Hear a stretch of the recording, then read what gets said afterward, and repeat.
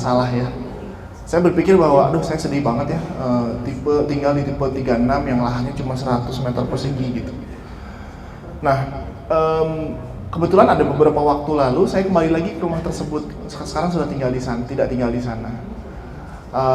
Kebetulan rumah saya sekarang di Kiara Condong dan lahannya lebih kecil, cuma 60 meter persegi gitu. Artinya bahwa sekarang kebutuhan lahan di Indonesia dan di dunia ini sebenarnya tidak nambah, tidak ada bumi kedua gitu ya. Jadi kalau ada Elon Musk mau ke Mars gitu ya mungkin masih beberapa tahun lagi. Jadi kita belum bisa bikin biro properti sebenarnya di Mars. Jadi memang masih di Indonesia aja dan di bumi gitu. Yang saya perhatikan bahwa Perumnas sejak tahun 70-an membuat tipe rumah dan desain yang seperti itu aja. Jadi sebenarnya saya hadir dan menjadi arsitek karena ada beberapa kecemasan saya soal tipe rumah tinggal ini gitu. Yang saya coba pikirkan adalah ini tipe 36 tapi di hook gitu ya. Ini tipe rumah yang sama, yang tengah dan yang pinggir. Tapi ketika fungsinya atau ketika fungsinya bertambah, nambah jumlah keluarga, nambah kebutuhan, misalnya nambah gudang, nambah sedikit ruang ibadah, nambah kamar, pasti ekspansinya tuh selalu ke samping atau ke atas.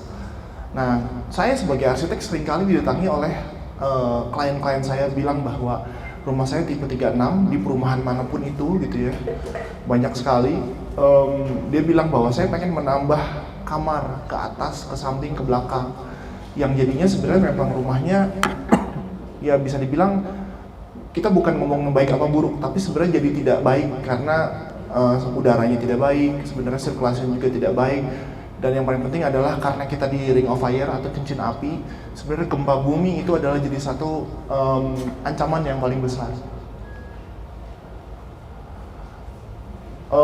Ini permasalahan yang tadi saya bilang bahwa kalau gitu sebenarnya apa yang harus arsitek buat gitu. Jadi ini adalah diskusi terbuka. Jadi pasti saya akan mendapatkan banyak feedback di forum ini gitu. Ini adalah beberapa temuan saya yang saya buat hipotesa. Jadi rumah yang sebenarnya menurut kita baik adalah rumah yang seperti berikut. Kita berpikir bahwa kalau kita ngomongin ideal, tidak akan ketemu ideal itu seperti apa, karena pasti kebutuhan setiap orang berbeda-beda. Cuma kalau kita ngomongin holistik, ada beberapa hal. Yang pertama adalah bagaimana caranya supaya kita tidak menggunakan banyak energi ketika membangun atau membutuhkan rumah. Yang kedua adalah kenyamanan. Yang ketiga adalah bagaimana ketika tinggal di rumah tersebut kita bisa jadi lebih sehat. Dan yang keempat adalah bagaimana keamanan di rumah tersebut. Saya datang dengan membawa beberapa contoh kasus. Jadi saya sebagai arsitek semenjak beberapa belas tahun yang lalu sudah mendesain beberapa rumah tinggal. Kebetulan yang kita sajikan hanya rumah tinggal karena konteksnya adalah ngomongin tentang rumah tinggal. Banyak sekali sebenarnya ketika era pandemi ini orang yang datang ke kita untuk merubah atau membuat rumah yang baru. Kenapa? Karena mereka bilang bahwa rumah yang lama kadang-kadang sudah tidak relevan terhadap kebutuhan yang kita butuhkan sekarang. Contohnya, ketika PSBB banyak sekali peraturan untuk orang banyak di rumah, bekerja di rumah, WFH gitu ya, dari segala bidang. Terus yang kedua masalah kebersihan, bagaimana kalau bisa sebelum masuk rumah ganti baju, cuci tangan gitu ya. Atau misalnya sebelum masuk area perkantoran kita disemprot pakai spray, saya lupa namanya apa itu ya. Sekarang udah jarang sih, cuma pada saat itu adalah satu keharusan. Dan inilah sebenarnya saya mau menyampaikan ada beberapa desain rumah yang kita desain ketika pandemi, yang mungkin pada saat sebelum pandemi kita belum menemukan itu gitu. Kebanyakan residensial yang kita desain dan bangun itu adalah di Jabodetabek, cuma kalau memang di Bandung juga ada beberapa. Nah, karakternya rumah-rumah yang kita desain memang mungkin agak beda dengan apa yang kita bisa lihat di perumahan pada umumnya. Karena kenapa? Karena rumah yang kita desain itu selalu tidak identik dengan tipe-tipe rumah yang lainnya, karena memang kita mendesain secara spesial. Ini rumah di Kramat Jati, areanya kecil, 250 meter persegi, tapi luas bangunannya hanya 150 meter persegi. Kita bisa lihat bahwa rumahnya sangat masif. Nah, sekarang kalau milenial, Gen Z, rata-rata kalau memang mereka mengerti atau misalnya mereka paham mereka harus tinggal di rumah seperti apa, mereka biasanya memilih untuk rumah yang masif bagian depannya.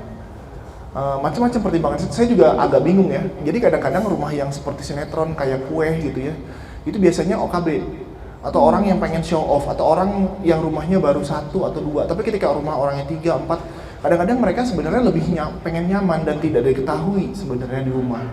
Nah, kita marketnya adalah memang klien kita yang seperti itu. Jadi memang kita banyak gabungkan.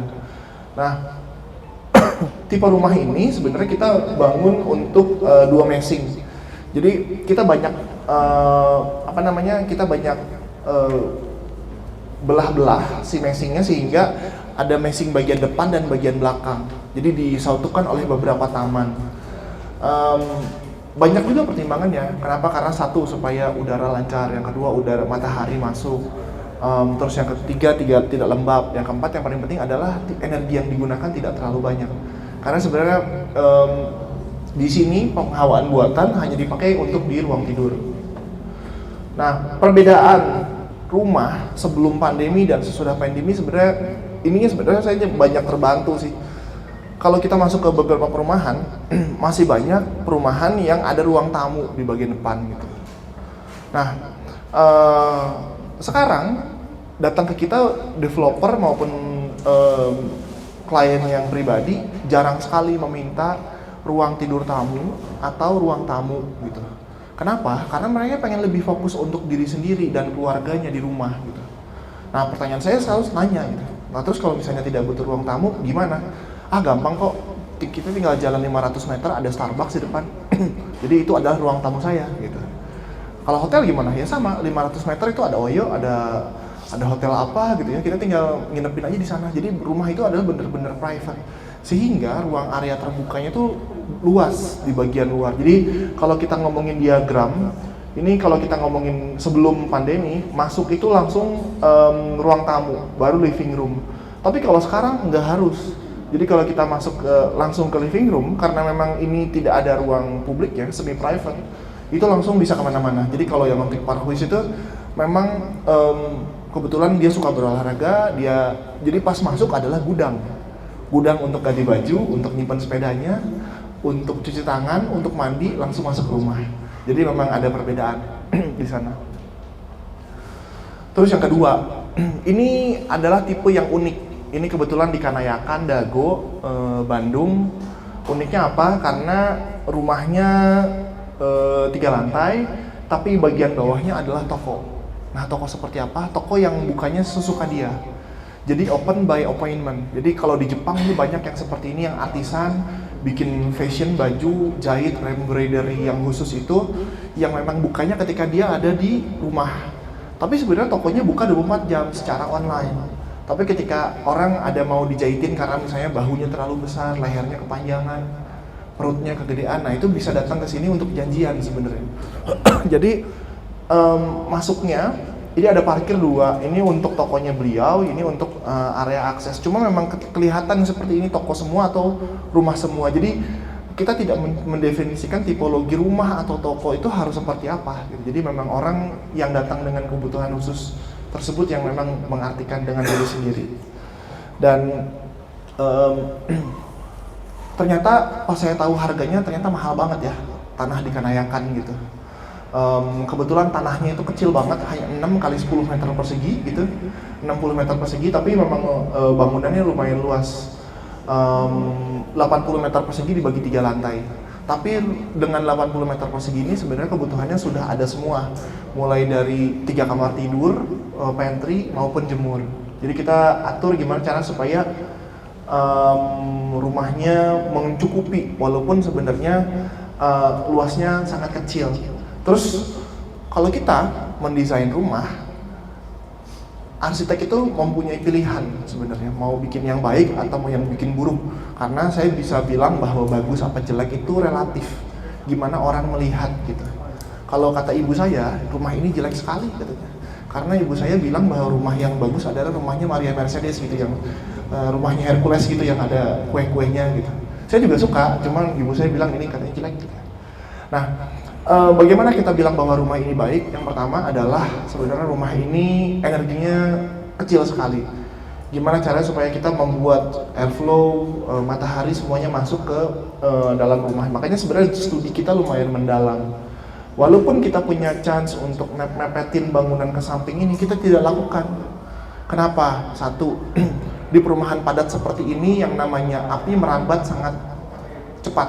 Jadi kalau misalnya kita ada kebakaran itu tidak ada jarak, jadi langsung ludes aja. Pertimbangan kedua, yang sebelah ini adalah pangkalan gas. Jadi takut kalau misalnya ada kecelakaan atau apa. Makanya kita selalu bikin jarak. Jadi kita banyak belajar dari desain yang kita lakukan. Terus yang ketiga adalah hama. Jadi tikus, serangga gitu ya, itu sangat mudah masuk dari area utilitas kalau memang kita bikin bangunannya mepet. Begitu juga dengan kalau misalnya kita bikin WC. Saya ini kejadian di rumah ibu saya sendiri, ada satu dinding yang selalu lembab dan basah. Ternyata tetangga saya WC-nya bocor di sebelah kerannya. Dan itu seumur-umur tidak akan bisa benar, karena yang rusak adalah rumah tetangga. Nah, solusinya kita adalah ya sudah kita kasih jarak aja. Kita kasih tanaman gitu ya, kita kasih penghawaan supaya ke dalam lebih enak. Terus kebetulan ini rumah di Antapani juga, rumahnya tidak seperti rumah gitu ya, memang sangat masif. Uniknya adalah orangnya sangat dermawan. Jadi kebetulan dia menggunakan rumah ini untuk keluarganya yang mau tinggal dan Airbnb. Jadi sebenarnya sebagai arsitek saya menemukan rumah yang tipe-tipenya tuh unik gitu. Dan kebetulan dia bisa beli tanah murah ini karena satu, bentuknya L. Nih bentuknya L. Terus yang kedua adalah dia membeli lahan terbuka hijau ini, area publik yang tidak pernah laku, karena ini tusuk sate ininya doang gitu ya. Terus dia pakai untuk parkir publik. Jadi dia lihat bahwa di sekitarnya tuh banyak sekali mobil-mobil yang parkir sembarangan. Jadi tetangga berantem karena parkir sembarangan tuh sering. Jadi dia bilang bahwa udah deh, daripada pusing, saya jarang di rumah, silakan pakai rumah saya untuk parkir publik. Saya tidak akan kunci, saya tidak akan bikin pagar. Jadi uniknya adalah pagernya adalah di bagian dalam aja. Jadi bagian luarnya ini dipersilakan untuk publik parkir bebas. Lalu rumahnya juga sebenarnya sangat sederhana. Rumahnya menghadap barat. Jadi memang sebenarnya ultraviolet itu di atas jam 3 sore panas ya. Jadi memang kita bikin agak masif, kita bukaannya ke arah timur aja. Di bagian dalam kita bikin ada taman. Lalu ini rumah yang paling unik, paling susah didesain. Tapi karena susah didesain, kita mendapatkan penghargaan yang cukup tinggi di Jepang. Kenapa? Karena ini kasusnya mirip dengan di Jepang. Jadi di Jepang itu sekarang tanah itu sangat mahal dan sangat sulit untuk didapat. Jadinya adalah kalau misalnya orang tuanya meninggal, lahannya misalnya coveringnya lebarnya 12 meter, anaknya ada 3, ya udah 12 meter bagi 3. Jadi kita ketemu rumah yang Jepang tipis-tipis sekali gitu ya. Tapi memang dengan segala peraturan mereka yang tidak boleh nempel kiri kanan gitu ya, kegempaan segala. Nah ini juga mirip. Kebetulan ini rumah di depan kampus ITENAS, jadi sangat padat dan harga per meternya sudah lumayan sangat tinggi gitu. Cuma rumah ini letaknya adalah di dalam gang. Jadi kalau misalnya dulu saya suka waktu SD suka main ke rumah yang temennya di gang 1 meter 2 meter gitu ya. Nah ini rumah ini tidak memiliki akses sama sekali bahkan gitu. Jadi kalau kita lihat di sini ya, nah ini rumahnya hanya bisa difoto lewat udara. Jadi kalau Bapak Ibu melihat ada kasus rumah yang ditutup oleh tetangganya gitu, karena infrastruktur di Bandung, di Indonesia dimanapun itu tidak terencana kebanyakan gitu ya. Kalau di Bandung, Bandung Selatan gitu, Bandung Timur itu banyak sekali kasus seperti ini. Jadi rumah tanah kosong tapi tidak memiliki akses manapun. Nah kebetulan di bagian depan ibunya berhasil membebaskan lahan gang sepanjang 30 meter, tapi aksesnya cuma 80 cm. Jadi bersyukurlah kita kalau misalnya di depan tuh bisa mobil gitu, karena enak, bisa GoFood gitu ya, bisa nge-Grab langsung di depan rumah ini. Kalau bayangin kalau GoFood aja dia harus jalan sekitar 50 meter ke gang di depan. Jadi memang rumah ini sebenarnya sangat sulit diakses. Nah, tapi gara-gara keburukan itu bukan berarti kita juga harus membuat rumah yang ya udahlah seadanya gitu, enggak. Kita bikin rumah yang sebenarnya memiliki akses walaupun dari gang gitu ya. Tetap enak, ada area terbukanya, udara lancar gitu ya, dan mimpinya sangat mulia. Jadi karena ini terletak di dalam satu komplek perumahan keluarga, jadi ada 4 keluarga berdempetan yang tidak memiliki akses ibadah. Jadi masjid lumayan berputar-putar, makanya dia bikin area ibadah musola di bagian depannya. Jadi kalau orang lewat dari samping gitu ya, ngelihat bahwa ini masjid, aksesnya mau kemana? Nah, nggak bisa, karena ini rumah. Karena bagian depannya itu masjid, kita bikin area skyline, jadi terlihat seperti masjid, tapi ini bukan masjid. Nah, rumah ini mendapatkan Good Design Award di Jepang itu karena kita bisa memecahkan permasalahan yang sebenarnya orang ya mungkin kadang-kadang kalau ada kasus seperti ini ya udahlah didiemin aja, mau jadi kebun, mau jadi kandang kambing gitu ya. Biarin aja gitu. Tapi kita mencoba mengutilisasi gimana cara supaya ini jadi rumah tinggal yang layak. Nah, ini kebetulan kantor kita di Dago, Bandung. Ketika pandemi kita buat satu pavilion di bagian belakang kantor kita. Dulunya yang sebenarnya ini bekas pabrik kayu sehingga semua atapnya metal, semuanya terbangun 100%. Jadi kalau misalnya Bapak Ibu melihat bahwa bangunan 100% sebenarnya itu salah. Jadi kita mengembalikan haknya sebenarnya supaya untuk serapan, untuk matahari, supaya tetangga mataharinya bisa masuk gitu. Ini yang kita lakukan. Jadi kita bikin instalasi bata-bataan karena pada saat itu kita lagi suka berjemur awal-awal banget pandemi gitu ya. Dan kita pagi-pagi suka meeting di sini gitu. Jadi orang-orang bisa nyebut ini Candi Dago katanya. Jadi banyak yang ngira kita ini adalah markasnya Sunda Empire, tapi ini bukan. Ini kantor kita. Kita bikin satu cabin yang pada saat sebenarnya ini adalah satu prototipe untuk beberapa project cabin kita ke depan untuk pariwisata yang luasnya hanya 35 meter persegi.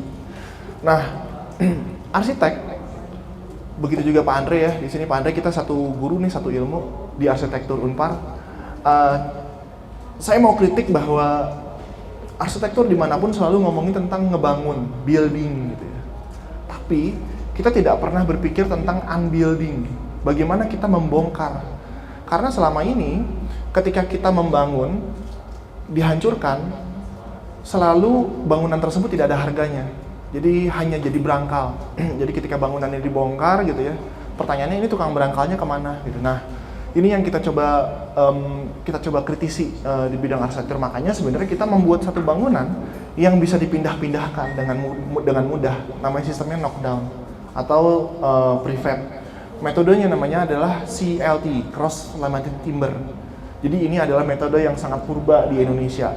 Bisa dilihat bahwa mungkin kalau ibu-ibu, bapak-bapak ke Jawa Tengah ada bangunan rumah joglo gitu ya. Di Lombok ada bangunan sasak, itu semuanya knockdown. Kenapa? Karena kita berdiri di atas Gunung Merapi yang terkonek. Jadi kalau misalnya di Lombok gempa, pasti di bawah kita tuh ngerambat. Dan gempa bumi itu adalah hal yang wajar, seperti remaja berjerawat gitu. Artinya hormonnya sehat gitu. Di Indonesia harus ada gempa 4 kali sehari, harus.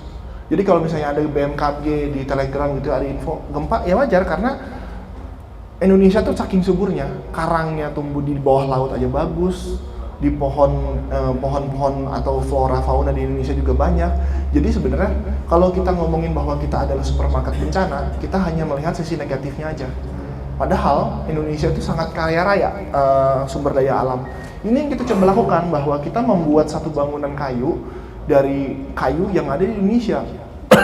Walaupun sebenarnya belum ada fabrikator massalnya, tapi kita berpikir bahwa sebenarnya di IKN atau di beberapa kota baru di Indonesia harusnya sebenarnya metode ini yang digunakan, tidak melalui hutan beton sebenarnya yang kita harus lakukan. Jadi memang ini adalah spirit yang terus kita tularkan ya. Jadi kalau orang bilang bahwa jangan menggunakan bangunan kayu karena kayu merusak alam, dengan catatan seperti apa gitu.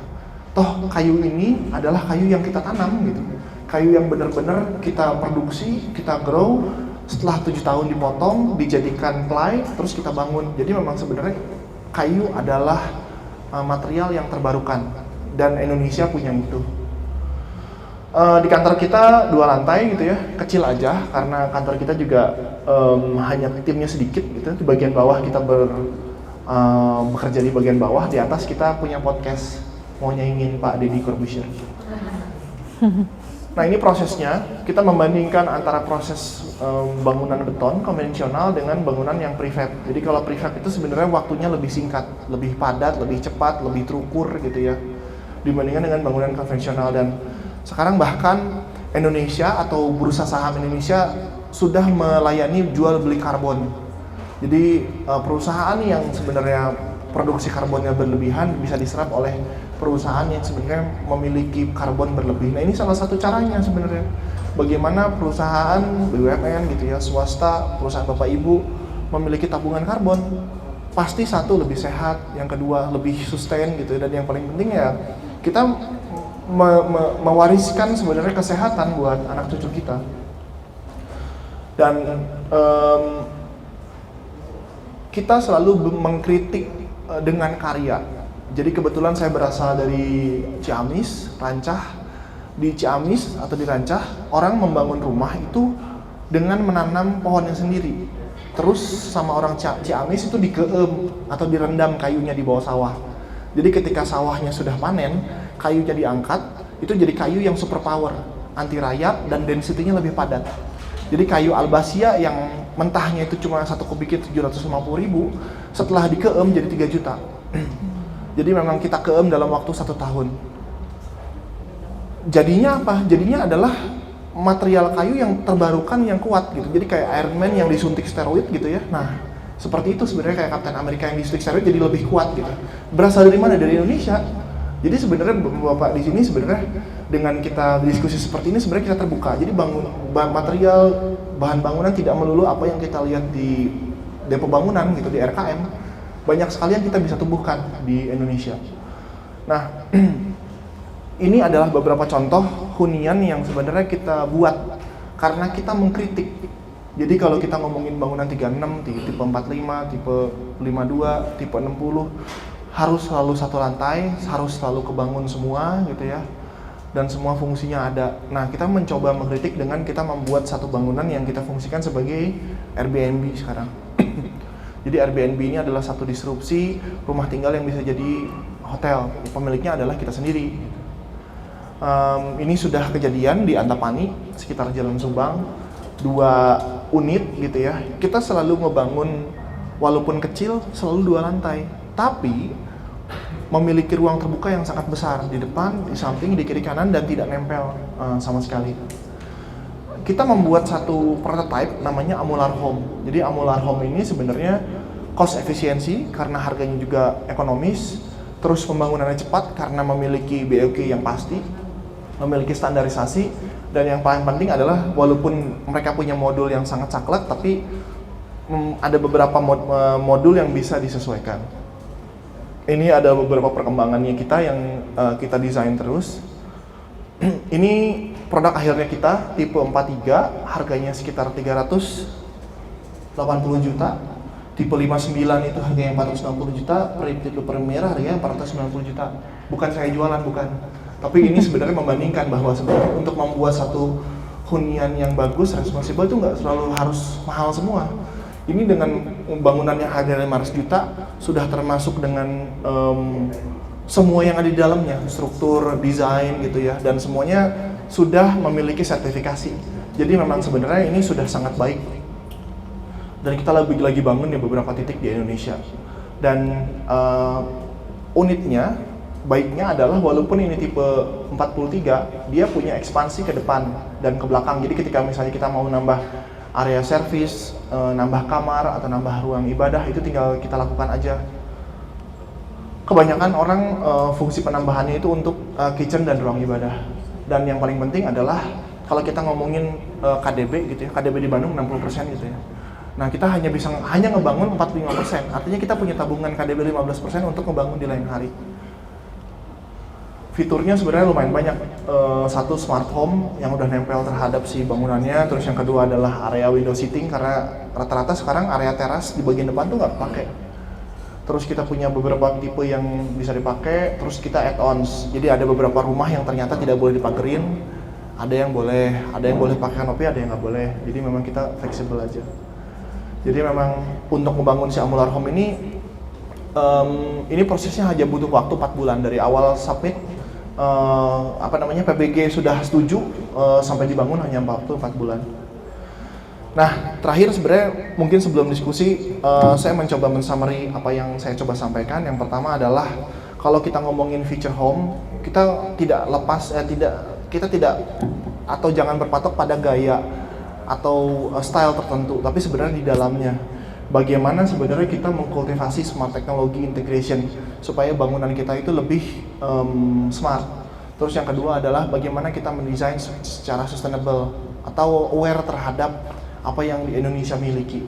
Dan yang ketiga adalah ketika kita ngomongin rumah tinggal atau rumah itu sebenarnya adalah gadget yang besar, kita tidak boleh melupakan faktor kesehatan dan wellness. Sekian dari presentasi dari saya. Terima kasih banyak. Assalamualaikum warahmatullahi wabarakatuh. Oke, makasih Pak Yanuar. Sebelumnya teman-teman, ya boleh Pak, silakan duduk Pak. Kita langsung aja ya Q&A. Tadi bagus banget Bapak sampaikan ya bahwa sekarang tanah semakin mahal, kita akui ya. Luas tanah yang dulu mungkin masa muda Bapak bisa beli 100 meter, sekarang mungkin cuma sanggup 60 ya Pak ya.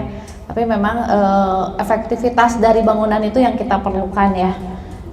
Mungkin itu tugas para arsitek ya untuk mengembangkan kreativitasnya gitu ya.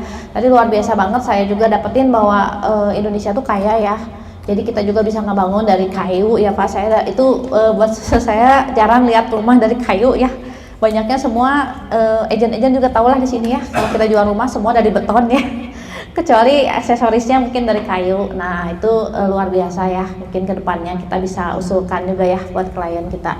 Oke, selanjutnya boleh teman-teman kalau ada yang mau pertanyaan. Ada? Oh iya, boleh silakan sih. Ada kendalanya rayap Pak. Gimana ya Pak? Oke. Rayap itu adalah keluarga semut, Bu. Jadi kalau kita takut terhadap rayap, sebenarnya sekarang rayap sudah tidak hanya makan kayu, Bu. Makan gipsum, makan beton, makan besi. Jadi ya sekarang sebenarnya banyak bermutasi. Jadi kalau kita ngomongin aman apa enggak, semua material tidak aman, Bu. Nah, tapi sekarang ketika sudah ada teknologi maju, rata-rata sebelum kita pematangan lahan, kita sudah semprot dulu anti rayap di bagian bawah. Jadi sekarang metodenya sudah makin canggih karena per 6 bulan, per 1 tahun, per 5 tahun itu sudah ada metode untuk penyuntikan anti serangga di rumah kita. Oke, cukup ya. Jadi mungkin harus ada disuntik rayap ya kalau selama ini ya, gitu ya Pak. Ya. Suntik rayap ya. Ya, jadi sebenarnya tidak ada bangunan yang benar-benar free. Vaksin, tuh. Tidak ada bangunan yang benar-benar free dari maintenance. Jadi kalau saya kebetulan punya kebiasaan baru. Jadi kalau misalnya saya tadi punya kantor yang bentuknya kayu, itu seperti saya memelihara mobil antik. Jadi kalau seperti mobil antik ya, kita makin bagus, makin harus sayang, harus makin aware seperti kayak anak kita. Jadi rayap itu tidak hanya datang dari tanah, tapi juga dari langit, siraru, apa ya bahasa Indonesia? Laron. Nah, jadi kalau misalnya habis hujan besar gitu ya, ada lampu, rayap terbang ke bangunan kita, terus hinggap aja bertelur. Nah itu juga rayap sama. Jadi memang tetap harus ada pengawasan dan sebenarnya sekarang bagusnya kayu-kayu atau bangunan baru sudah tidak, kuda-kudanya tidak kayu ya, rata-rata baja ringan. Tapi baja ringan juga sebenarnya ada keburukannya. Nah, cuma ketika saya punya bangunan kayu, saya jadi suka nyapu pagi-pagi. Jadi saya ngecek, oh ada tawon misalnya bertelur di atap, ada rayap, tinggal semprot aja sih Bu, itu beres. Kalau dari segi budget gimana Pak?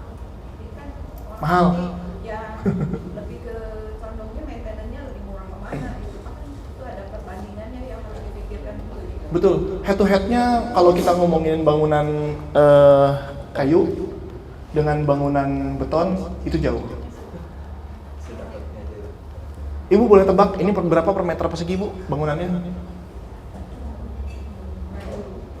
Contohnya, kalau kita ngebikin bangunan beton itu kurang lebih 7 sampai 10 juta per meter. Kalau ini berapa Bu? 20 juta Bu per meter persegi. Wow. Mahal nggak? Mahal sekali. Tapi gimana konteksnya? Contohnya kalau kita ngebangun cabin ini di Papua Bu misalnya, yang semen satu saknya 1 juta per meter persegi. Ini jauh lebih ekonomis gitu. Jadi kalau kita ngomongin fungsi itu beda-beda. Contohnya ketika kita ngomongin bangunan yang lebih harus cepat dibangun. Contohnya kita membuat satu hotel namanya Bobo Box Bu. Kalau Ibu pernah lihat muter-muter di mana-mana gitu ya. Itu pakai bangunan sekecil ini 8 meter persegi. Kalau kita pakai beton nggak mungkin bisa. Karena harus masuk ke fungsi-fungsi bangunan seperti ini. Tapi kalau kita bangunin bangunan lebih kecil, lebih compact, tapi mahal nggak masalah. Karena nilai investasi jauh lebih panjang, itu memang lebih baik. Nah, balik lagi Bu, jadi ketika kita ngomongin untuk penyiraman massal, ini belum bisa. Karena kalau kita ngomongin di Jepang, di Filipina, bahkan di Thailand, kalau kita punya bangunan kayu, malah kita dibayarin sama pemerintah. Karena ada jual beli karbon. Jadi memang kita ngemodalin 20 juta semeter Bu, tapi kita seumur-umur kita dibayarin hidupnya oleh perdagangan karbon. Jadi memang ini adalah, ya kalau kita ngomongin telur dan ayam, ini belum beres-beres seperti penggunaan mobil listrik di Indonesia. Nah harapannya sebenarnya mungkin setelah Indonesia beralih dari teknologi uap ke yang lebih terbarukan, pasti ini jadi teknologi selanjutnya Bu. Betul Bu. Oke, ada lagi yang mau ditanyakan?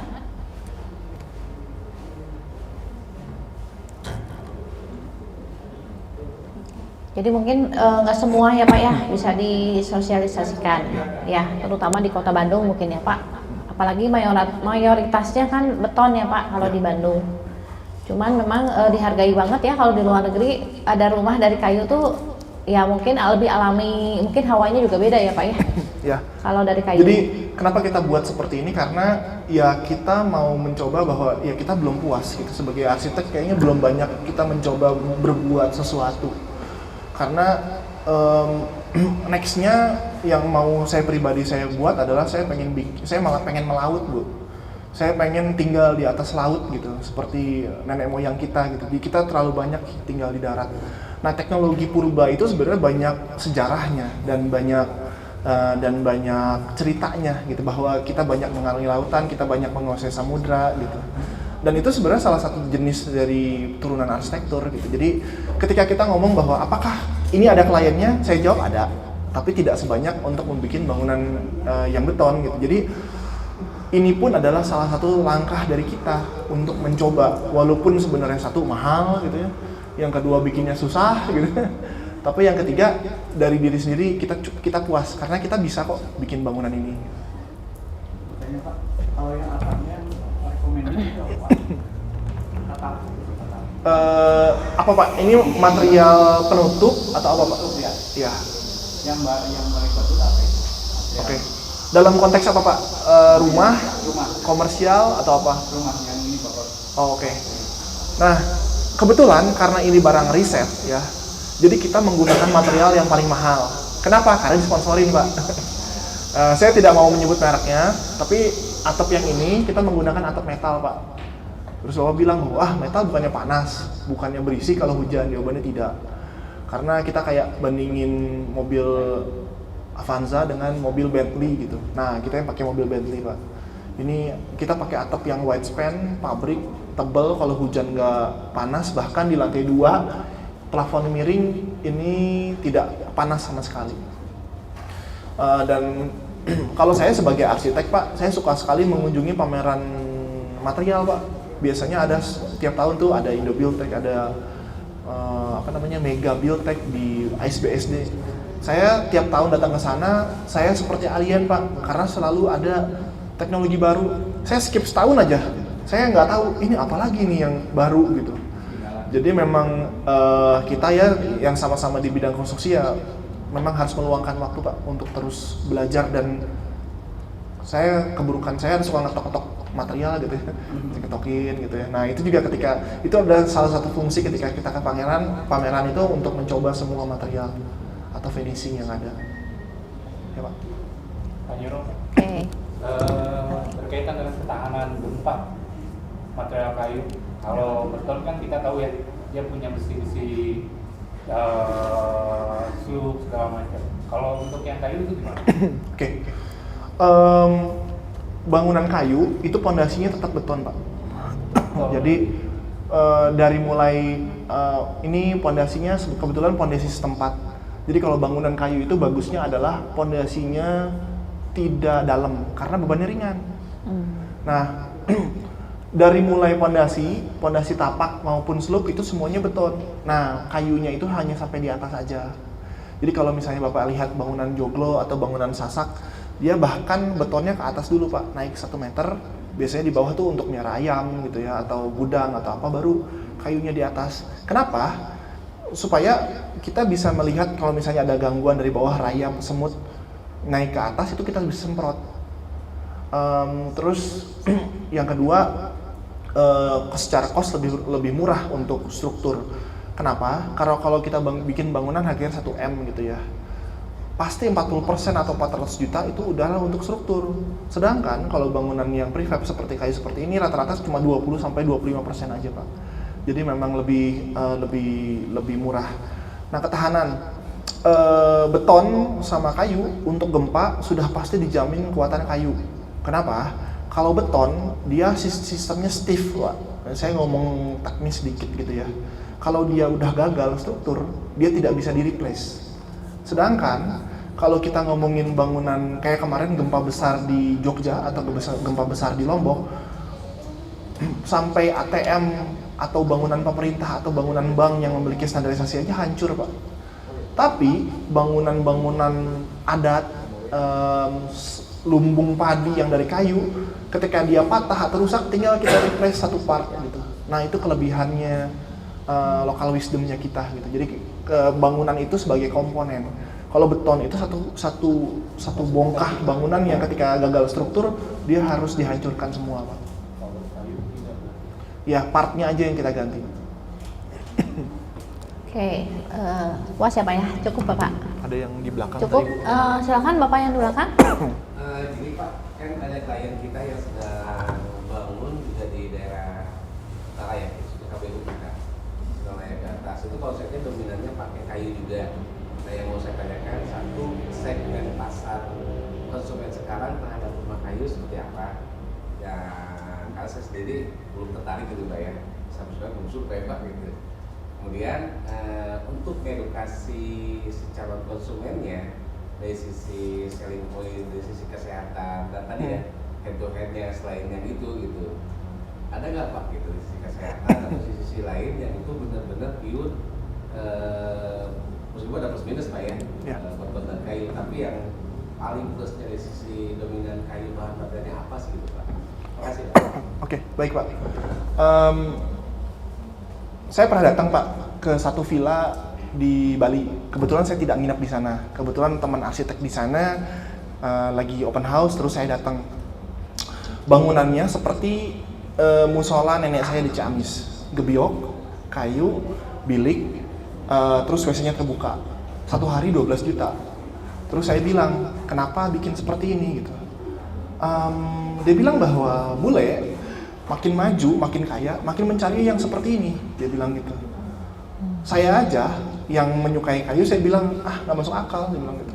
Mana coba lihat datanya. Ternyata okupansinya lebih dari 80%. Yang visit ke sana bukan bule Australia, tapi bule rata-rata dari Eropa atau Eropa Utara yang sebenarnya secara pendidikan, secara ekonomi lebih maju daripada kita. Kenapa mereka mencari seperti itu? Karena experience Pak, karakter. Jadi kayak misalnya sekarang udah ada mobil listrik, masih aja ada orang yang pakai Land Rover gitu Pak. Udah nggak enak, panas, boros gitu ya. Tapi karakter itu yang sebenarnya dicari. Nah, kalau kita ngomongin beberapa rumah di Bandung Utara, ataupun area-area yang sebenarnya eksklusif di beberapa kota. Ya kalau misalnya di Bali, nggak semua Bali, di Ubud misalnya atau di Kintamani, itu pasti rumah orang kayanya itu bangunannya kayu. Bukan hanya sekedar finishing, tapi strukturnya kayu. Karena mereka lebih mencoba dekat dengan natural atau alam yang kalau Bapak bilang bahwa apakah kayu tidak berbahaya secara kesehatan, saya malah berpikir bahwa material modern lebih banyak chemicalnya Pak daripada bangunan kayu. Karena sebelum media informasi modern, orang sudah mungkin puluhan ribu tahun hidup di material yang purba, batu gitu ya, kayu. Bahkan pada saat itu belum ada beton atau yang dulu sekarang berbahaya asbes, itu kan itu berbahaya. Atau mungkin setelah riset atau jurnal beberapa tahun kemudian mungkin cat berbahaya atau misalnya semen berbahaya, itu kita tidak tahu. Tapi yang saya bilang bahwa seberapa besar market untuk bangunan kayu, saya bisa bilang sangat kecil sekarang. Sebelum Indonesia lebih umum perdagangan karbon itu misalnya, atau ada subsidi untuk bangunan kayu seperti di beberapa bangunan di negara maju gitu. Jadi orang makin bangunannya kayu, makin kelihatan bahwa dia adalah orang yang berilmu gitu ya, orang yang sadar kesehatan, wawasannya tinggi gitu Pak. Saya pun tidak tinggal di bangunan kayu Pak, jadi belum sekaya itu Pak. Oke. Ya, itu masih segmented Pak ya. Ya betul Pak. Cukup menjawab ya Pak ya. Dengan Pak siapa tadi Pak? Ujang. Ujang. Pak Uda. Ujang. Ujang. Oh Ujang. Oh iya, dari kantor mana Pak? Dari Langston ya. Kalau tadi Bapak dari Galaxy ya Pak? Oh Caraka, maaf Pak. Caraka Property ya. Oh ya. Oke. Ada lagi yang mau ditanyakan? Boleh teman-teman, mumpung ada momennya ya. Mungkin dari saya juga ada pertanyaan ya Pak ya. Ibu. Kalau ini sebaiknya tuh kayu apa ya yang digunakan? Kan kalau selama ini kita tahu kayu jati ya, yang orang pasti pakai. Cuman mungkin untuk saat ini kan harganya lumayan sangat mahal ya Pak. Nah untuk ada usulan kalau misalnya rumah dari kayu itu selain kayu jati apa gitu ya? Ya. Boleh Pak? Kayu yang paling baik adalah menurut saya kayu bekas. Satu dari fungsi dia sudah mati. Terus yang kedua biasanya harganya tidak semahal kayu asli. Saya lagi membangun beberapa villa menggunakan kayu bekas truk. Saya lupa ya apa bilangnya. Jadi kalau truk ngangkut pasir sampai tahun 2000-an, belakangnya tuh full kayu. Nah itu kayu ulin ternyata. Jadi memang itu kayu yang sangat baik. Jadi ketika biasanya kan rata-ratanya warnanya aneh ya, hijau, kuning, oranye, jelek lah pokoknya. Ada misalnya PO, sinar bahari gitu ya. Itu tinggal dikletek aja, itu dalamnya kayunya hitam tuh, sangat kuat. Rayap sudah tidak suka karena dari kayu rayap itu atau semut atau serangga lain makan selulosa.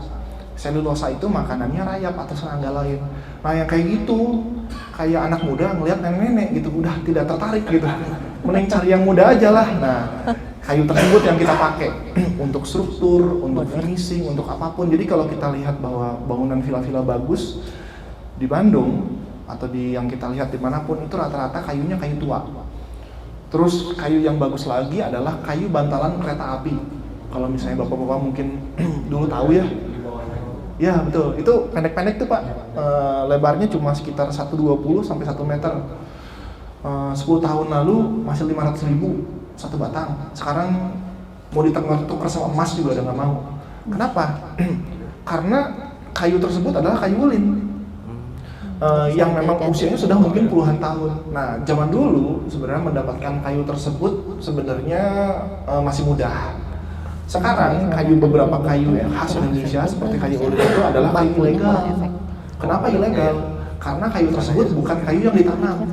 Jadi kayu tua yang mungkin tumbuh liar di Kalimantan, di Sulawesi, dipotong, tapi orang tidak nanam kembali. Nah itu yang bikin ilegal.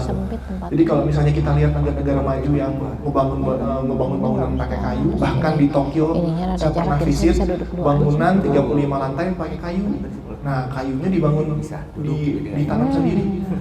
Indonesia itu belum nyampe satu cycle kayu itu 30 tahun. Di Tokyo sudah 3 cycle, berarti mereka sudah lebih dari 100 tahun menanam kayu. Nah, apa yang kita bisa perbuat? Yang kita bisa perbuat adalah seperti nenek saya gitu. Jadi setiap lebaran nenek saya itu minta 1 juta rupiah untuk beli 1000 bibit pohon albasia. Jadi setiap kita balik ke lembur, kita lihat hutan albasia kita. Nanti setelah 7 tahun kita tebang. Terserah mau dipakai apa, mau dipakai buat rumah sendiri, mau dijual. Itu juga sebenarnya salah satu cara kita lah. Itu yang diadaptasi dari beberapa negara maju. Bu. Oke. Siap, cukup menjawab ya. Kayu. Ibu sebenarnya kalau lihat di Tokopedia atau di Google itu banyak Bu jual rumah kayu gitu ya. Tapi pertanyaannya adalah kayunya bagus apa Bahannya. enggak? Banyaknya dipakai untuk musola atau mungkin untuk joglo gitu ya. Nah sedihnya di Indonesia rumah kayu berdasarkan PUPR itu adalah rumah orang miskin Bu, atau rumah yang tidak layak. Jadi kalau misalnya kita masuk ke kabupaten, rumah-rumah orang yang masih kayu, lantainya kayu itu tidak diperbolehkan mengakses perbankan, tidak boleh mengakses fasilitas pemerintahan karena rumahnya tidak layak gitu. Padahal kalau kita ngomong ke beberapa yang pemilik villa gitu ya, pengepul kayu, mereka mau menukar joglonya yang bagus itu untuk dirubah jadi rumah bata gitu. Termasuk rumah nenek saya sebelum saya jadi arsitek gitu. Jadi rumah joglonya plak-plakan diambil tuh Bu, digantiin sama rumah bata. Nah rumah joglonya sekarang nggak tahu kemana. Dan masih diperjualbelikan murah sekali rumah-rumah joglo itu, harganya cuma 40 juta. 60 juta. Kalau ibu main ke kafe Kongo di atas tuh ya, bagus sekali gitu, indah sekali. Itu murah sekali pasti mengadaptasi dari kampung di Jawa Tengah gitu. Jadi ya balik lagi gitu ya. Kita mau sadar lingkungan sejauh apa gitu. Kalau memang kita mau mengikuti modernisasi, tidak akan ada habisnya. Ada saatnya memang kita harus men-stop bahwa saya sudah cukup kok bangunin rumah kecil aja. Yang penting di bagian belakang ada tempat untuk anak saya main sama kucingnya, sama anjingnya gitu ya. Ada ruang ibadah kecil sebenarnya untuk bersyukur gitu. Jadi saya sebenarnya ya begitupun yang saya lakukan terhadap klien-klien saya. Ini beberapa contoh beberapa residensial yang saya boleh publish. Ada beberapa rumah yang saya tidak boleh publish, yang besar-besar juga gitu ya. Tapi saya rata-rata memberikan nasihat yang wise bahwa rumah tidak perlu besar-besar. Rumah tidak perlu harus sesuai dengan kapasitas anak. Karena anak pasti pergi. Ada konglomerat, anaknya 5 gitu ya. Saya bikinin 5, ternyata setelah kuliah satu-satu pergi gitu. Rumahnya jadi sekarang dijual gitu. Karena kegedean gitu. Jadi memang ada saran yang memang mungkin agak keras kita lakukan gitu. Kalau memang mau tinggal berdua, bikinlah rumah kecil sederhana yang memang fasilitasnya untuk diri sendiri aja gitu. Tidak perlu besar-besar. Karena pasti arsitektur juga seperti fashion, berputar. Hari ini saya suka pakai baju hitam, minggu depan saya suka pakai baju bunga-bunga mungkin misalnya. Jadi ya tidak mungkin sesuatu permanen. Oke, nah ini menarik banget ya. Dan saya mau nanya ke orang Bang nih ya, kalau rumah dari kayu gimana ya? Apakah memungkinkan untuk di KPR kan ya Pak? Saya langsung jawab aja, tidak mungkin. Oh tidak mungkin. Jadi ini saya juga kebetulan untuk ngebangun ini, saya butuh IMB, sekarang PBG ya. Pertanyaannya adalah bagaimana mengurus PBG bangunan kayu? Ketika saya ke Distarcip, dia bilang tolong dirubah bangunannya karena di standarisasi tidak ada bangunan kayu. Jadi PBG-nya bangunan beton aja. Gitu. Surat PBG-nya tetap beton. Nggak bisa. Implementasinya kayu. Jadi kita sebenarnya inisiatif aja ini ke bagian belakang. Karena kita sadar, kita urus aja lah PBG-nya. Mau coba nggak bisa. Karena bangunan kayu itu adalah masuk bangunan temporer Pak, bukan bangunan permanen. Terus yang kedua, saya mencoba KPR konstruksi. Jadi Amular Home yang saya bikin itu, saya pengen bikin beberapa prototipe menggunakan kayu. Kenapa saya mempropos ini? Karena 2019 saya ditantang langsung oleh Pak Presiden. Jadi saya waktu itu ketemu Pak Presiden dan saya ditanya langsung bahwa bisa nggak kamu bikin bangunan kayu per meternya 2 juta? Saya tanya balik, Bapak bisa nggak bikin kursi harga 20.000 Pak? Kan nggak mungkin gitu ya. Apa yang harus negara lakukan? Yang negara harus lakukan adalah stop subsidi rokok, coba subsidi rumah tinggal. Saya bilang, Bapak berani nggak? Ketawa dia, Pak. Nggak bisa artinya gitu. Jadi memang mungkin salah satu dari kita di sini harus memperjuangkan ini gitu. Jadi dewan rakyat untuk memperjuangkan sebenarnya arsitektur yang berkelanjutan gitu. Jadi celek. Sebenarnya bukan hanya bangunan kayu, bangunan baja pun tidak bisa di KPR konstruksi selama lantai 2-nya bukan beton. Kenapa peraturannya kayak gitu? Itu peraturan yang tertulis, Pak. Jadi undang-undang bisa dirubah nggak? Bisa. Tergantung. Tergantung pengatur Ya. peraturan. Tergantung calegnya. Oke, ada lagi yang mau ditanyakan? Oke, Bu Tersa ya. Oke, Bu. Apa kelebihan dan kekurangan bangunan kayu? Kalau dilihat kan resiko untuk kebakaran kan lebih besar daripada bangunan beton ya. Betul. Gimana untuk mengakalinya gitu? Supaya resiko Oke. itu tidak. Baik lagi Bu, semua material memiliki resiko. Mau beton, mau baja ringan, semua ada resikonya. Tapi kalau kita ngomongin bangunan kayu, itu adalah bangunan tertua mungkin ya di dunia gitu. Kalau Nabi Adam mungkin bukan tinggal di bangunan kayu, mungkin dia tinggal di gua gitu ya. Gua. Tapi anak-anaknya mungkin setelah mengenal kapak gitu ya, mengenal pisau, mengenal gergaji, baru tinggal di bangunan kayu gitu. Kalau kayu sebenarnya kelebihan dan kekurangannya banyak sebenarnya, sama seperti material yang lain. Cuma karena kita di Indonesia berbeda dengan beberapa demografi lain gitu ya Bu ya, kita punya bencana alam yang namanya gempa bumi. Gempa bumi ini adalah momok bagi warga Indonesia, terutama warga Bandung. Ya, kita ada namanya patahan Lembang Bu, sesar Lembang yang bisa patah kapan saja.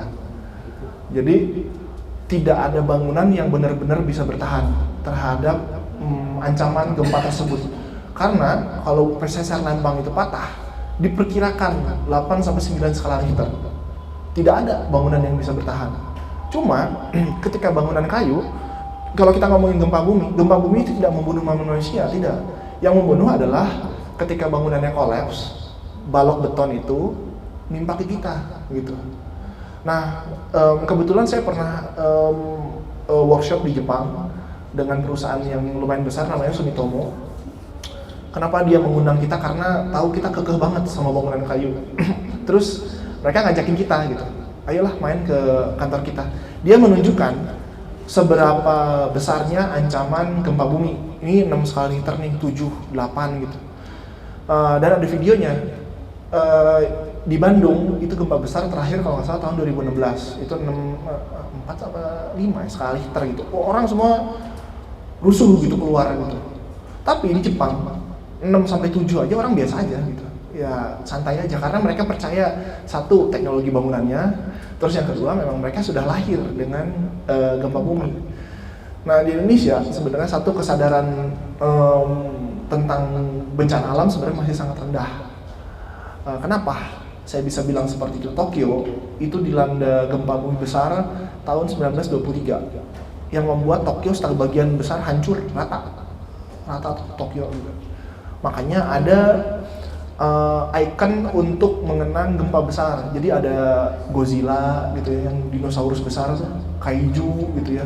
Karena mereka berpikir bahwa gempa bumi diciptakan oleh Godzilla atau Komodo yang berjalan di atas bumi gitu. Tapi pesan baiknya adalah bahwa mau entah Godzilla atau gempa bumi, ancaman itu ada gitu. Itu mereka didik dari anak yang paling kecil. Jadi ketika misalnya sekarang lagi meeting, gempa gitu ya stay aja gitu. Toh kalau misalnya sampai lampu goyang atau dinding retak, ya kita ngumpet di bawah meja. Nah itu yang diajarkan oleh orang Jepang gitu. Dan saya tidak bilang bahwa kayu adalah komponen yang paling baik untuk arsitektur, tidak. Karena di Jepang pun sama. Mereka gempanya besar, sering gitu ya, ada tsunami bahkan gitu ya. Tokyo terancam tsunami gitu, karena di pinggir teluk gitu. Tapi mereka memiliki standarisasi yang sangat baik. Ada beton, ada baja ringan gitu ya. Ada yang dari triplek bahkan bangunan.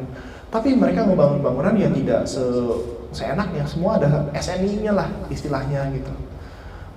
Bahkan bangunan dari kain pun ada selama memenuhi standar mereka gitu. Balik lagi pertanyaannya, kelebihan dan kekurangan kayu. Kalau sekarang kita ngomongin kekurangan nomor 1 mahal Bu, dan ketersediaannya sulit. Jadi kayu-kayu keras untuk struktur di Indonesia itu hanya kita bisa dapatkan rata-rata dari kayu bekas atau kayu bongkaran. Karena produsen kayu di Indonesia pasti ekspor dan hanya untuk finishing saja yang tempel-tempelan gitu ya. Untuk plafon, untuk lantai, untuk struktur itu masih sulit. Terus yang kedua mengenai standarisasi, betul bahwa sekarang sebenarnya ancaman untuk kayu itu satu rayap, yang kedua adalah kebakaran. Cuma sekarang teknologi material di Indonesia aja sekarang sudah canggih. Jadi ada cat atau finishing yang membuat api itu makan catnya dulu, baru bahkan kayunya. Jadi kalau misalnya kita pakai flamethrower gitu ya, nah catnya itu nyala dulu 30 menit. Catnya udah habis baru makan kayunya. Artinya apa? Kita punya waktu untuk nyiram api tersebut, baru kayunya kemakan gitu. Tapi sama juga, mau besi, mau beton juga tetap kebakar gitu. Kelebihan, kalau kita ngomongin kelebihan, saya berharap sebenarnya ya subsidi rokok dicabut. Sehingga sebenarnya rumah-rumah subsidi yang harganya 180 juta itu sudah bukan beton lagi, kayu sama saya gitu.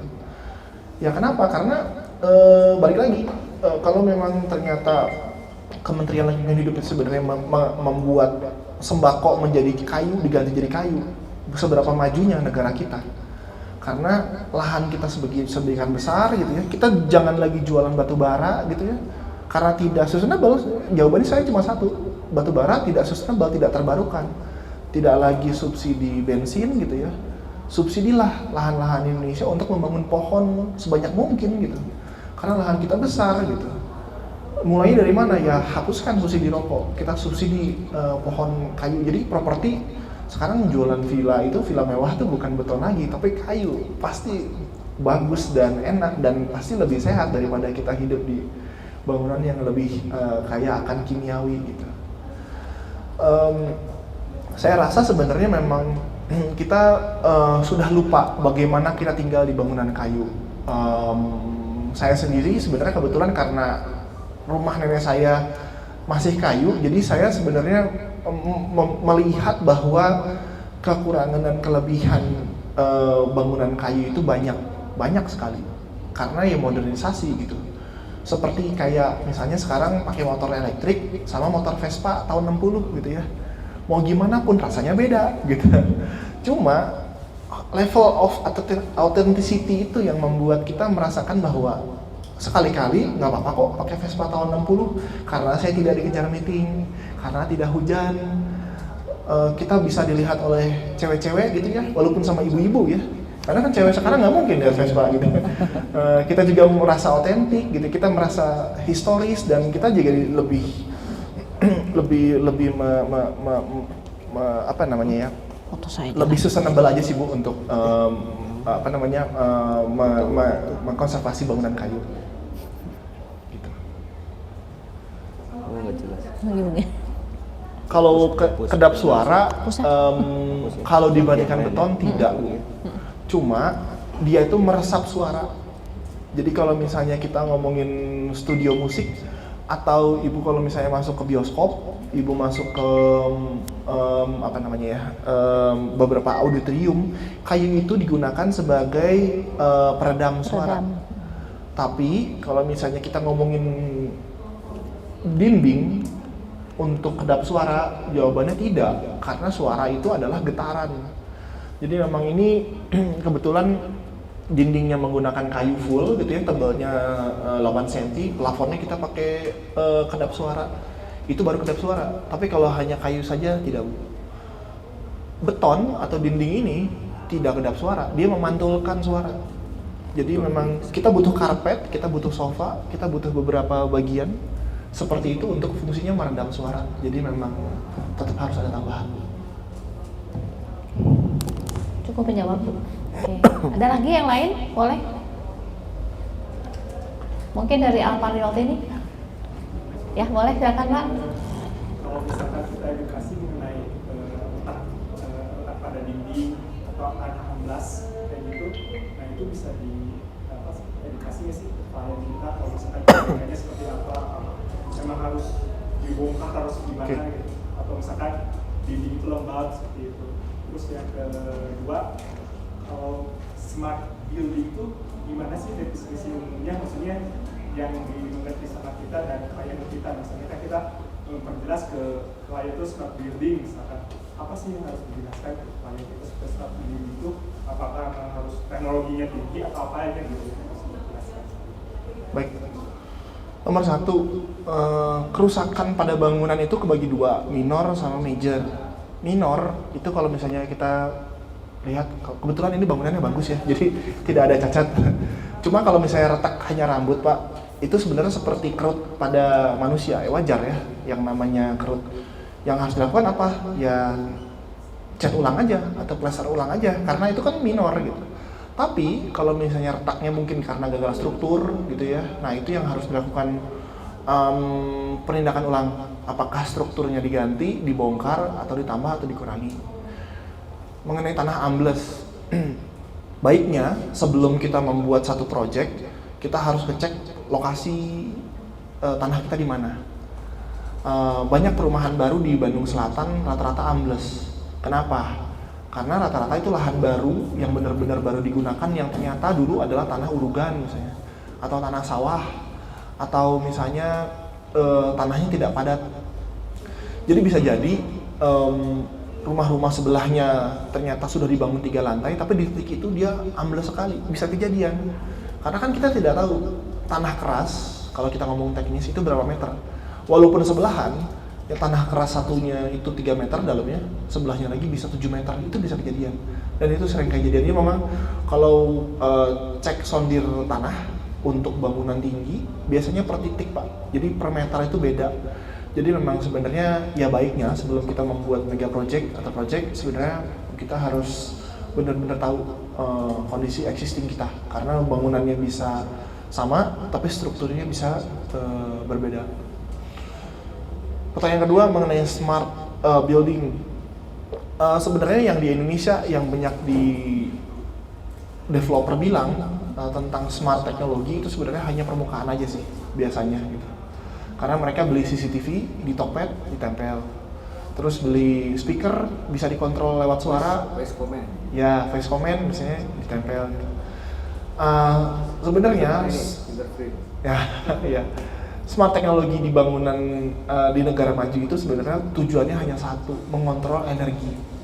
Jadi energi yang dihabiskan berapa, energi yang diserap berapa, energi yang disubsidi berapa. Jadi di bangunan yang Sumitomo yang saya pernah datang ke Jepang itu, di liftnya itu kelihatan dia atapnya pakai solar panel semua Pak. Jadi kalau di Indonesia PLN itu tidak boleh kita menghasilkan energi. Jadi sebenarnya sayang gitu. Dan saya baru tahu bahwa PLN tidak hanya bisa muter ke kanan tapi muter ke kiri. Karena kalau kita punya solar panel, kita punya baterai, kita bisa mensubsidi PLN, itu teorinya, tapi di lapangannya tidak bisa. Kebetulan kita menghandle McD seluruh Indonesia, bangunan komersial. Jadi karena itu perusahaan internasional, mereka mengaplikasikan apa yang dilakukan di luar negeri diaplikasikan ke Indonesia.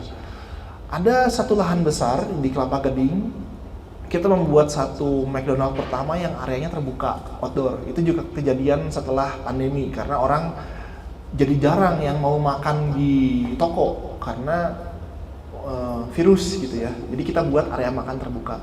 Atapnya itu pakai solar panel. Tapi ternyata solar panelnya belum ke-connect ke PLN karena PLN menolak. Retribusinya berkurang. Jadi sebenarnya langkah baik itu belum tentu bisa diaplikasikan secara langsung Pak. Jadi bisa dibilang smart teknologi di Indonesia masih banci Pak. Karena teknologinya ada, bisa dilakukan, tapi ternyata belum bisa dilakukan secara optimal. Nah, tapi kita juga tidak berhenti ya sudah. Kalau gitu berarti kita mengurangi energi, pemakaian energi dengan cara hal-hal yang standar aja gitu. Kayak misalnya banyak bukaan gitu ya, mengurangi lampu luar itu sekarang pakai sensor, jadi nggak perlu ceklek-ceklek. Jadi kalau misalnya gelap, misalnya udah jam 6 mendung gelap, nyala sendiri gitu. ada misalnya teknologi super sederhana yang masuk ke PUPR, yaitu mengganti WC jongkok jadi WC duduk. Kenapa? Karena penggunaan airnya lebih sedikit. Jadi kalau misalnya kita masuk ke kloset duduk kan ada 2 mode ya, mode kecil atau mode besar.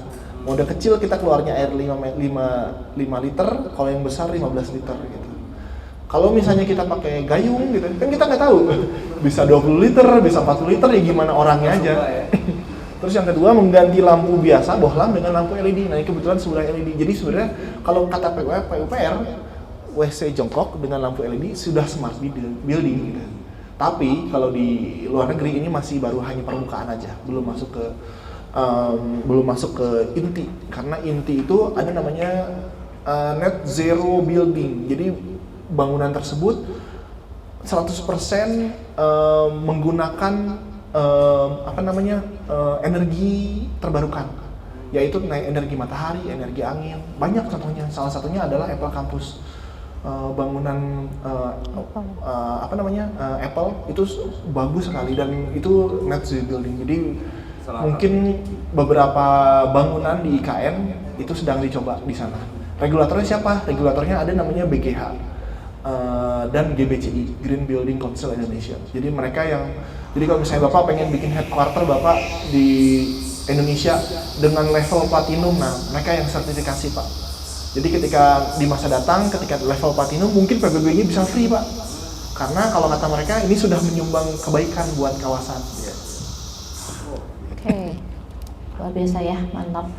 Ada lagi yang mau tanyain? Satu lagi boleh. Anda ini? Sama arsitek? Ada? Kalau nggak ada satu lagi deh boleh ya? Satu lagi ya? Ya. Ada? Kalau nggak ada saya nanya. Oh, Pak Tatang mau nanya, boleh Pak? Saya nanya nggak? Saya nanya, nggak ada? Oke, kalau gitu pertama saya atas nama panitia mengucapkan terima kasih kepada para pembicara ya, Pak Januar, kemudian teman-teman yang sudah hadir. Yang kedua juga mungkin saya bersyukur karena sebetulnya hubungan antara agen properti dengan arsitek harusnya udah dari dulu ya. Nah, dan kita bersyukur bahwa Pak Januar dari Ketua asosiasi juga. Ikatan Arsitek Indonesia. Ikatan Arsitek Indonesia se-Jawa Barat ya. Jadi dengan ini mudah-mudahan diharapkan nanti barangkali teman-teman agent ada yang klien yang membutuhkan tenaga arsitek, jasa arsitek, ya bisa hubungi. Kemudian nggak tahu ada fee nggak Pak ya? Biasanya ada fee kan ya? Ya, mohon maaf Pak kalau agent itu mata duitan Pak. Jadi kalau nggak ada UUD susah Bu ya. 20%. Ah, 20% ya. Oke, nah tapi ada satu hal yang mungkin saya atau kami mungkin minta bantuan dari arsitek nih. Jadi mudah-mudahan mulai dari sekarang kita akan berbina hubungan baik ya antara agent dengan arsitek. Ya. Salah satu hal yang mungkin saya rasakan ini selalu kita butuhkan adalah sewaktu kita mengapresiasi harga bangunan Pak. Jadi biasanya kalau kita memasarkan satu properti, ada bangunannya, itu biasanya kita taksir berapa harga tanahnya sekarang, pasarannya, kemudian menaksir harga bangunannya. Ya, nah cuman kadang-kadang teman-teman ada yang awam ya dalam menaksir harga bangunan. Nah sedangkan di arsitek biasanya ada tabel Pak ya. Bangunan standar, keramik, per meternya, nah kan gitu Pak ya. Bangunan agak tinggi, misalkan marmer, per meternya berapa gitu ya. Nah barangkali ada itu mungkin bisa kita minta Pak, itu bisa dijadikan kita patokan ya dalam menaksir suatu bangunan ya dari kelasnya ya. Jadi ada sederhana, mungkin tehrol biasa, kemudian keramik, kemudian marmer, kemudian granit. Sampai ke bangunan mewah. Terus kedua, kalau di arsitek untuk menghitung penyusutan bangunan itu berapa persen Pak penurunan per tahunnya biasanya? Kalau saya pribadi biasanya 10% per tahun. Kalau saya pribadi ya atau teman-teman yang lainnya. Sekarang pengen tahu dari arsitek kalau bangunan dihitung penyusutannya berapa ya rata-rata. Sedangkan kalau tanah kenaikan memang tergantung lokasinya masing-masing. Jadi mungkin kita pengen ada tabel yang kalau ada, dan kedua mungkin itu perlu diupdate tiap tahun, Pak. Maksudnya kan kalau harga bangunan tiap tahun naik per meternya ya, Pak. Ya. Nah, jadi mungkin kalau ada updatean seperti itu bisa kita minta supaya kita bisa share ke teman-teman agent, ini loh harga bangunan per meter menurut katakanlah Ikatan Arsitek gitu ya, dan itu bisa mempermudah kita untuk menaksir harga bangunan. Jadi kita bisa memberi masukan atau appraisal kepada klien itu ada dasarnya, ya nggak? Iya. Misalkan ini dari mana nih kan klien kalau menentukan harga jual biasanya semaunya Pak ya, misalkan berapa Bu rumahnya, harganya 5 miliar, patokannya apa ya, pokoknya pengennya 5 miliar. Nah, sedangkan kita kan biasanya kita rinci ya, rinci dari tanahnya dihitung berapa, kemudian kita rinci bangunannya dihitung berapa. Nah, cuman kadang-kadang kita ditanya, ini naksir harga tanahnya dari mana lu Pak? Yang sudah terjual sebelah sana itu harga sekian, ya, itu jadi patokan.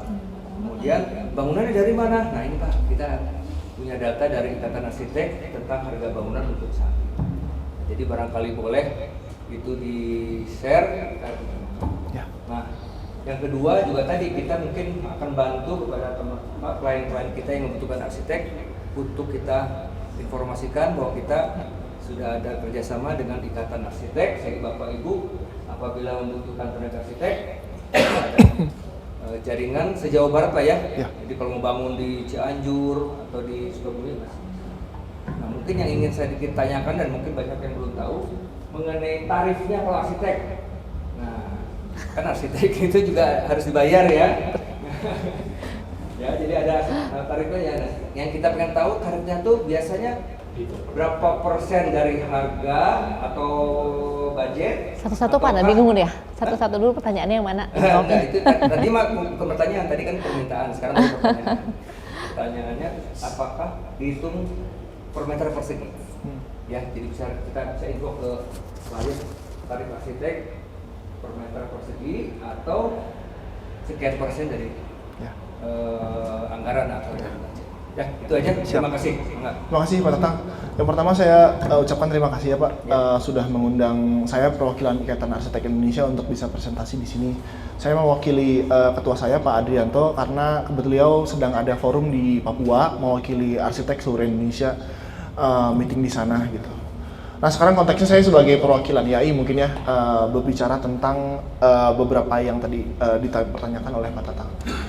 Nomor satu adalah harga bangunan Pak, itu nomor satu sebenarnya itu bukan ranahnya arsitek tapi konstruksi. Jadi setahu saya di Gramedia per tahun itu keluar namanya analisis harga satuan HS. Itu harganya memang rata-rata inflasi Pak, ngikutin inflasi 7% ya. Jadi kalau misalnya Bapak bilang bahwa bangunan harganya selalu naik, kalau misalnya sekarang 7 juta per meter, mungkin tahun depan 7.700.000 gitu. Kenapa? Satu, UMR naik Pak, biasanya gitu ya.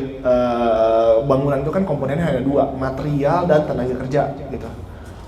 Bangunan di Indonesia masih dibikin oleh manusia, jadi kalau misalnya memang harga sembako naik, pasti harga tukang atau harga tenaga kerja naik. Yang kedua, material bangunan yang ada di Indonesia itu biasanya kebanyakan impor.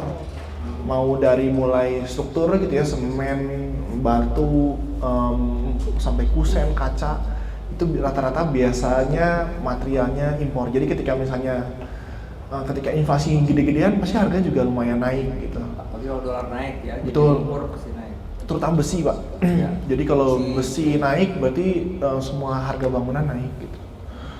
Itu mengenai HS Pak. Nah mengenai harga arsitek, nah ini kan mungkin agak sensitif dan orang tidak mau jawab. Cuma kalau saya jawab bahwa rate-nya arsitek itu disebut oleh buku merah IAI Pak. Jadi Bapak pertanyaan harus lebih spesifik.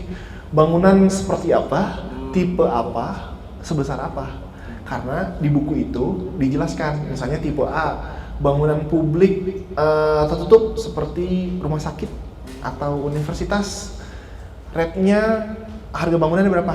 Misalnya di atas 2M itu rata-rata 5% dari total nilai biaya bangunan. Misalnya kalau bikin misalnya rumah sakit harganya 10M, berarti fee-nya arsitek kurang lebih 500 juta, 5% ya. Terus kalau misalnya kita ngomongin, mohon maaf ini saya tidak ngomong berdasarkan catatan. Jadi kalau misalnya kita ngomongin yang dihadapi oleh bapak-bapak, ibu-ibu rata-rata rumah tinggal, misalnya ya, rumah tinggal itu berdasarkan biaya totalnya juga sama. Misalnya rumah tinggal dengan harga misalnya 2M itu rata-rata 7%. Jadi kalau misalnya 2% kali 7M berarti kan biaya fee arsiteknya 140 juta. Mahal nggak? Tergantung. Mahal apa murah itu sebenarnya tergantung durasi. Sama arsitek juga yang bikin buku merah itu pasti ngomongin HPP atau harga pokok produksi. Jadi iya itu hebatnya mengatur arsitek sampai ke cara kerjanya.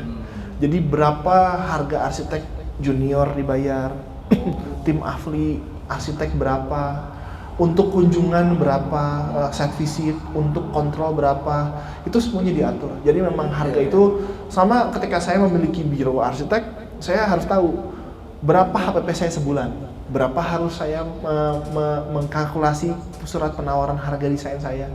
Jadi lewat patokan tersebut sebenarnya sudah cukup fair.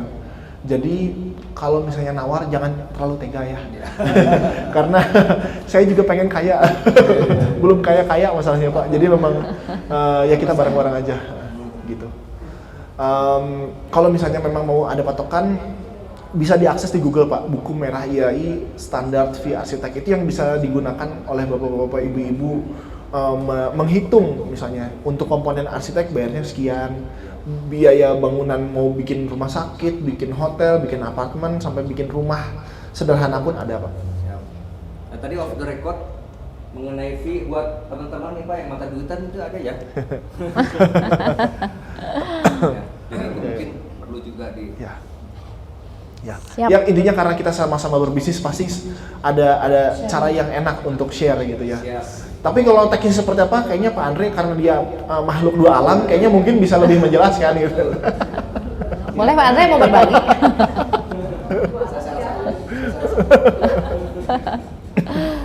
Oke, karena sudah tidak ada lagi pertanyaan ya, jadi kita akhiri acara kita. Berikan tepuk tangan lagi dong buat Pak Januar. Makasih Pak Januar sudah hadir. Kalau agen properti punya RMI, kalau arsitek itu punya IAI ya. Jadi kita bisa berkolaborasi ya Pak. Nah ini ada sedikit Pak dari RMI, jadi kenang-kenangan. Semoga nggak kapok ya Pak. Ini Terima kasih hanya banyak. plakat dan sikat aja Pak. Makasih ya Pak. Perlu difoto? Dibuka. Oh dibuka aja. Oh, ya. Oh boleh. Maaf ini sutradaranya kurang. Oke. Sertifikat dibuka, mapnya dibuka. Oke. Oh buka aja saja Pak. Nah, Cici pegang sertifikat atau pegang plakat jadi. Ya. Nah, Ya. Gini ya. itu. Bisa. Oke. Oke, Ya. lihat sini. 1